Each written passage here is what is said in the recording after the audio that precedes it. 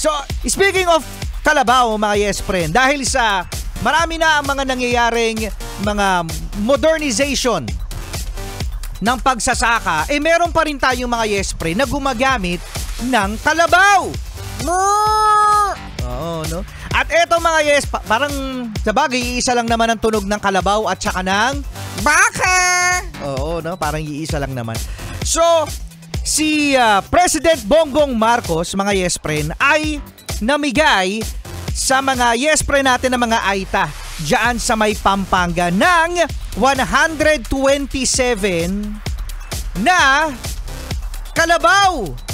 Ang dami naman. Oo, no, para sa 127 beneficiaries. So, magandang indikasyon mga yes friend na napapangalagaan pa rin ang tradisyon na paggamit ng kalabaw sa sakahan. Yan. At sabi pa ni PBBM, don't thank you. It's your money. Correct. Dapat gano'n naman talaga. Oo, yes. So, sabi niya, huwag kayong magpasalamat. Kasi pera nyo yan, tax nyo yan. Oh. BBM. BBM. Charot. Okay na sana. Okay na sana. Bakit may charot eh? BBM. BBM. Charot. Nakakainis yung may charot. So, nakakatawa mga yes friend dahil ang kalabaw, no, kahit hindi na natin siya nakikita ngayon sa pera, nakakalungkot mga yes friend, ano, tinanggal ang kalabaw sa pera. Ang kalabaw, ano yan eh, merong kasabihan yan, di ba Martian? Ano yung kasabihan sa kalabaw? Ang kalabaw lang ang tumatanda. Yun. Pero ang tao, malakas pa rin. Hindi.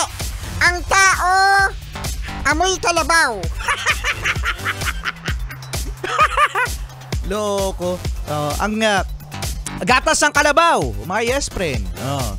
Tapos, ito rin, mayroon tayong kay PBBM. Kasi napapansin natin, tuwing si PBBM, mga yes friend, ay nagsasalita, wag niyo po sana masamain, Mr. President, na napapansin ng taong bayan yung pabulol-bulol, yung pag-stutter, no? Yung adada.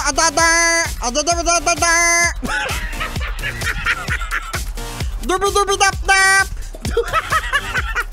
No, kapag kayo mga yes friend ay nabubulol, nag-stutter, merong maganda na tongue twister na pwedeng i-practice. Para maganda mga yes friend, ang inyong speech every time na kayo ay haharap sa tao. At ano yan, Martian? Yung mga tongue twister na yan? Katulad ng kabilugan ng buwan, buwan ng kabilugan. Uy, mabilis! Kabilugan ng buwan ba ng kalibugan? Uy, ayusin mo! Kabilugan ng buwan, buwan ng kabilugan. Hindi ko ina-expect yun. Kabilugan ng buwan, buwan ng kabilugan.